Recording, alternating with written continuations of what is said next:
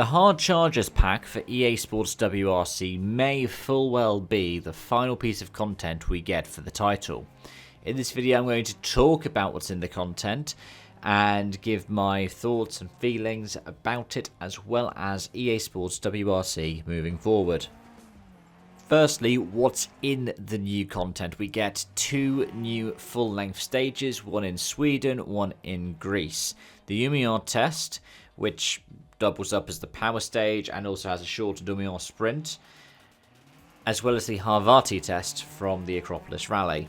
These are 2 real-world stages that are closer to where the real-world events are compared to the ones that are in the base game, which are carryovers from the old Dirt Rally 3 project.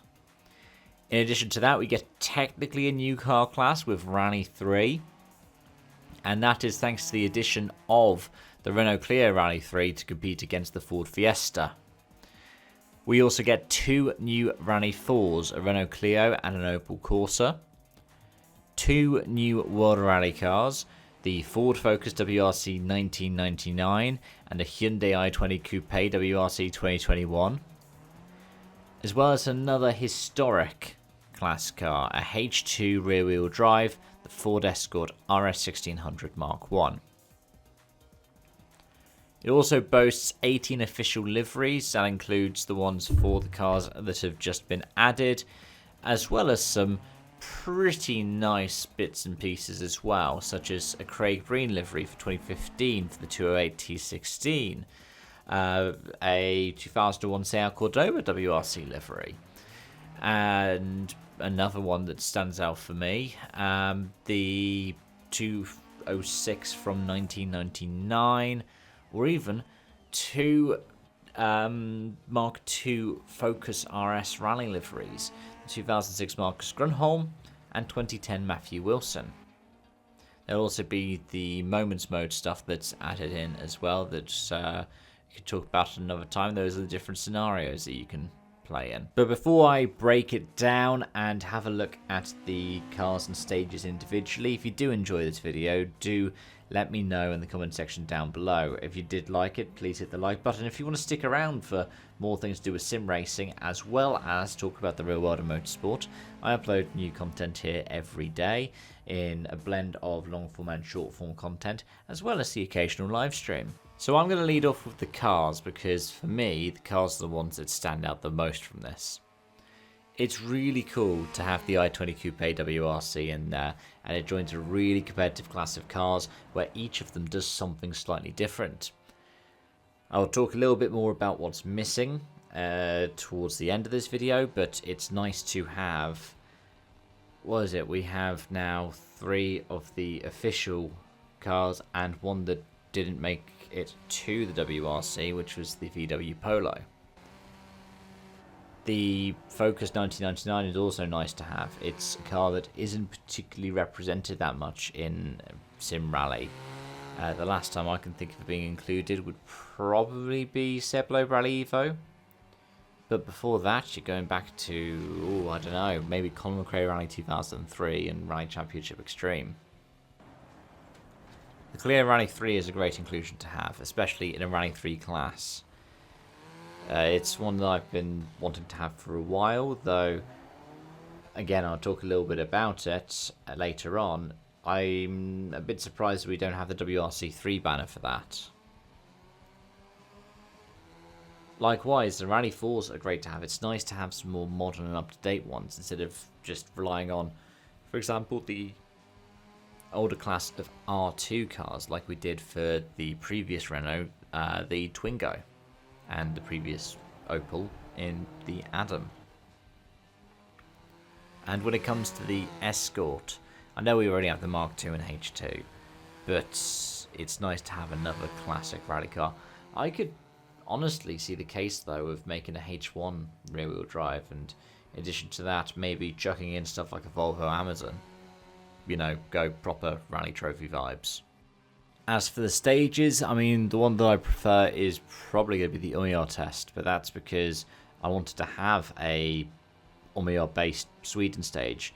The other ones that we had were Vargarsen, which is in the farmland, and then Hofinskog, which is on the Swedish-Norwegian border. To have one of the stages that's properly up in the new location for the WRC is great, and to have the MER test itself, which has a lot of stop-starts, lots of junctions, you weave in between trees, you've got some really narrow foresty bits, and a fun arena bit that you can skip out if you pick a certain layout of it. It's a nice little variety. And the Greek test, the Harvati test, is different to the ones you already have in WRC as well. It's a bit faster. It feels... what's the best analogy in terms of other rallying games? It feels like some of the Turkish stages that you'd get in, say, the Kiloton WRC games, or even older WRC titles like the Milestone ones. It's a lot more like the stages that you would expect in Dirt Rally 2, which, of course, WRC doesn't go out that way now, with them being based out of Thessaloniki. So it's great to have this variety of stage now in Greece too. But yeah, as it sounds from what I'm saying, there is still arguably some room for improvement. For example, whilst it's cool to have the Rally 3 class, I'm a bit gutted that the Rally 3 Evo Fiesta is included in that class, because I would have expected it to be. It's the current version of it, and then you'd have a really nice WRC3 branding, but I don't know if they struggled to license it. I'd be surprised if Cody's and EA struggled to license the WRC3 when you got JWRC already. But it might be because with the stuff not necessarily being included in career mode, it's tricky to get all of this coded in. Likewise, whilst it's cool to have the Focus 99 added in, I would have also liked to see the Focus 03, or a variety of other manufacturers. I mean, it's cool to be able to get the Hyundai licensing stuff. You could have gotten maybe an Accent in there, up against Cordoba, or stuck with the Volkswagen Group and had an Octavia. It's one of those ones in terms of variety, like the Rally 4 ones, they've hit the nail on the head. Those are the big ones that haven't been included, right? Because you already had the Peugeot and you had the up-to-date Fiesta. So having the Opel and having the Clio means you've pretty much got the full set of the popular offerings. But the biggest omission from any of the WRC DLC is arguably Toyota. Toyota's cars appear in WRC and WRC2, the Rally 1 and Rally 2 class, but you don't get them anywhere else. And this is really strange, considering we talk about EA here, and also comparing to the Kiloton games, which had the Celica, and it also had the Corolla, and it also had the Yaris, as in the 2017 spec Yaris, which I was hoping we'd see added because it complements really well with the Hyundai i20 Coupe WRC, as well as all of the other cars we have in that class. It has its own driving style, it has its own handling characteristics, and it would be nice to have that entire field in a WRC game. But it wasn't to be. Which leads me to the big question towards the end of this. Is this the final update for EA Sports WRC? And if it is the Hard Chargers content pack a nice way to draw a line under it all? I mean, I've enjoyed this game. I've been a big defender of this game ever since it came out. And yeah, it will feel complete. I would love for them to keep adding to it though, and continue the game cycle for it. But that's just me as a fan. I like the idea that this platform exists in the way it does, where it doesn't have to be a new title every year. At the same time, you could potentially have better optimization by doing a new release.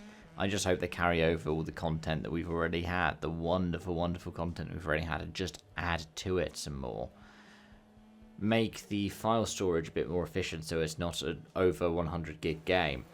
But at the same time, try to add the other new rallies we get in the season, like Paraguay or Saudi Arabia or Isla Canaria. those would be absolutely wonderful to have.